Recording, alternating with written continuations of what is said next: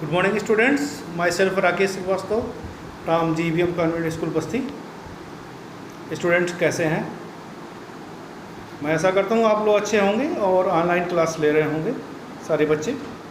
जो बच्चे नहीं ले रहे हैं वो भी लेना शुरू कर दें, क्योंकि अभी तो ऑनलाइन क्लास चलना है और ऑनलाइन क्लास पे ही आपकी पढ़ाई चलनी है। जो आपके ग्रुप में बच्चे हों वो भी ऑनलाइन पे आ जाएं सारे बच्चे क्लास लेने के लिए, क्योंकि कुछ बच्चे ऑनलाइन क्लास नहीं ले पा रहे हैं किसी कारणों से, लेकिन लेना तो ऑनलाइन क्लास ही है अभी। जो बच्चे बुक नहीं लिए हैं, कॉपी से नहीं लिए, बुक कॉपी ले लीजिए। समर कोर्स में आपको दिया गया था कि ये वर्क पूरा कर लेंगे फिर कॉपी पे, उसको पूरा कर लीजिए, जिससे जब आप स्कूल में आएँ क्लास चले तो आपका ज़्यादा नुकसान ना हो। खैर, पिछले टर्म पे मैंने आप लोगों को बताया था कि कौन कौन सी इसेंशियल कंडीशन है जो लाइफ को सपोर्ट करती है, और इसके अलावा मैंने वेदर के बारे में बताया था और क्लाइमेट के बारे में थोड़ी सी चीज़ बताई थी। आज मैं क्लाइमेट के बारे में बात करूँगा। एक क्लाइमेट क्या है? क्लाइमेट के बारे में मैंने आपको बताया था पिछले टर्म पे थोड़ा सा। क्लाइमेट जो एवरेज एटमॉस्फेरिक कंडीशन होती है किसी भी एरिया का लॉन्ग ड्यूरेशन ऑफ टाइम के लिए, अबाउट 30 साल, लगभग 30 साल तक का ड्यूरेशन माना जाता है ज़्यादा से ज़्यादा। तो लॉन्ग ड्यूरेशन तक अगर कोई एटमॉस्फेरिक कंडीशन जो होती है, एवरेज एटमॉस्फेरिक कंडीशन या एवरेज वेदर कंडीशन जो होती है, वो कहा जाता है क्लाइमेट। जैसे आप से बात करूं तो मैं कहूँगा कि चेरापूंजी की बात कर लें। चेरापूंजी में हमेशा देखिए वहाँ पर क्लाउडी क्लाइमेट रहता है, हमेशा रेनी होता रहा, बारिश होती रहती है।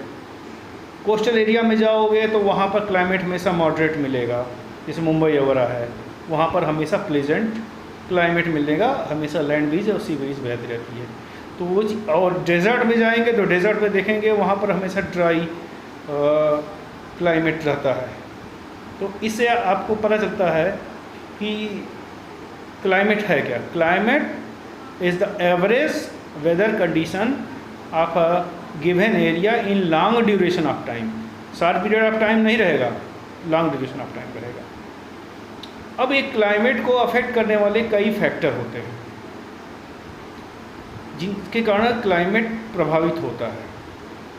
इन फैक्टर के बारे में हम बारी बारी से बात करेंगे।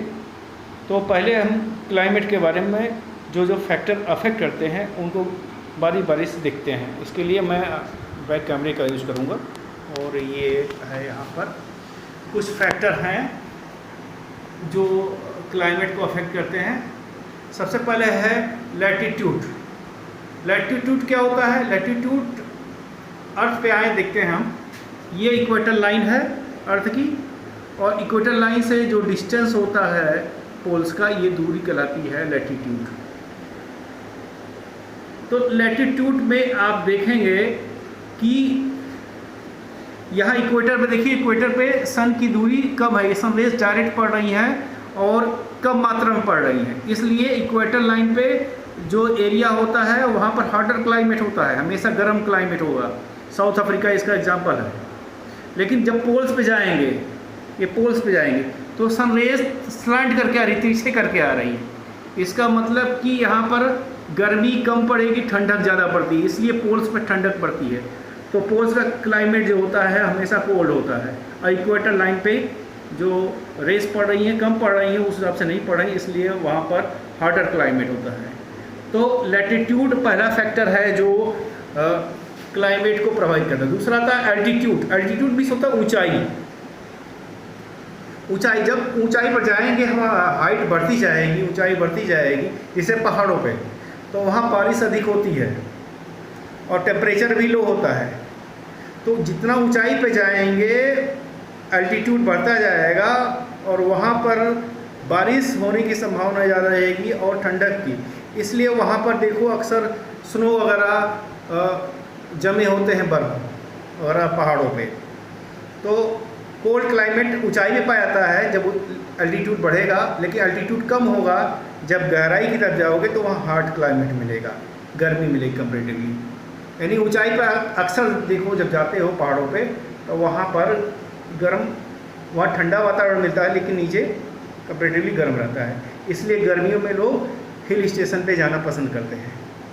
अगला फैक्टर है जो क्लाइमेट को अफेक्ट करता है, वो है ह्यूमिडिटी। ह्यूमिडिटी मीन्स नमी होता है।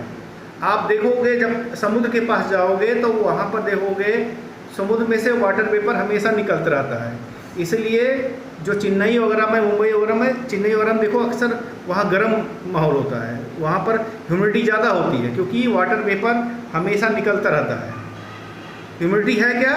एटमॉस्फेयर में जो वाटर वेपर मिक्स हैं यही ह्यूमिडिटी के लिए जिम्मेदार होते हैं। तो कोस्टल एरिया में हमेशा ह्यूमिडिटी ज़्यादा होगी और वहाँ क्लाइमेट हमेशा हॉट एंड ह्यूमिड होगा। वहीं पर जो एरिया समुद्र से दूर हैं, जैसे आपका ये आपका उत्तर प्रदेश वगैरह हो जहाँ हम लोग रहते हैं, वहाँ पर जो क्लाइमेट होगा थोड़ा ड्राई होगा कंपेरेटिवली। तो ह्यूमिडिटी भी एक बहुत बड़ा फैक्टर है जो जिसके कारण क्लाइमेट चेंज होता है। अगला है विंड स्पीड। देखिए विंड स्पीड जो होता है वो बहुत जिम्मेदार होता है क्लाइमेट को चेंज करने के लिए। आप देखा होगा आपने कि जहाँ मुंबई वगैरह में देखें, आप चेन्नई वगैरह देखें, वहाँ पर हमेशा ब्रिज बहती रहती है।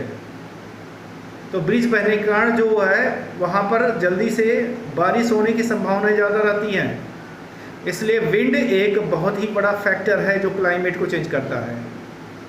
फिर आता है डिस्टेंस फ्रॉम द सी।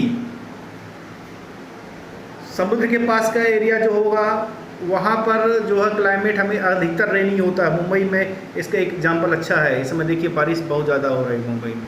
लेकिन जब सी से दूर आते हैं, जैसे आप यूपी की तरफ आते हैं, बिहार की तरफ आते हैं, तो यहाँ पर जो क्लाइमेट होता है ठीक ठाक होता है, एवरेज होता है, मतलब गर्मी और ठंडा मिक्स करके होता है। तो इतने फैक्टर हैं जो प्रभावित करते हैं क्लाइमेट को। और एक होता है एल नीनो इफेक्ट। ये एल नीनो इफेक्ट क्या है?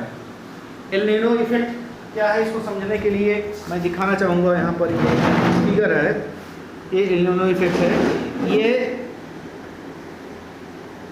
एल नीनो इफेक्ट क्या है? ये जो है irregular warming of surface of water in the Pacific ocean. जो पैसिफिक एरिया है वहाँ पर अक्सर जो है सरफेस वाटर जो अक्सर गर्म होता रहता है, और ये गर्म हो जाने के कारण गर्म हवा को पंप करता है और ऊपर एटमॉस्फेयर की तरफ से, जिससे एक एनर्जी रिलीज़ होती है। ये देखिए जो एनर्जी रिलीज़ हो रही है, और इससे क्या होता है पूरे अर्थ पे विंड और रेन पैटर्न चेंज हो सकता है। जहाँ पर ज़्यादा पंप किया जाएगा एनर्जी और मॉइस्चर, वहाँ पर बारिश होने की संभावना ज़्यादा होगी, वहाँ बाढ़ आने की संभावना ज़्यादा होगी। लेकिन ऐसे एरिया जहाँ पर जो पंप नहीं हुआ एनर्जी ज़्यादा, वहाँ पर सूखे पड़ने की चांसेस हो जाती हैं। ये एरिया ये पैसिफिक ओशन के एरिया होता है, अराउंड होता है, इसलिए इस इफ़ेक्ट को एल नीनो इफ़ेक्ट कहते हैं।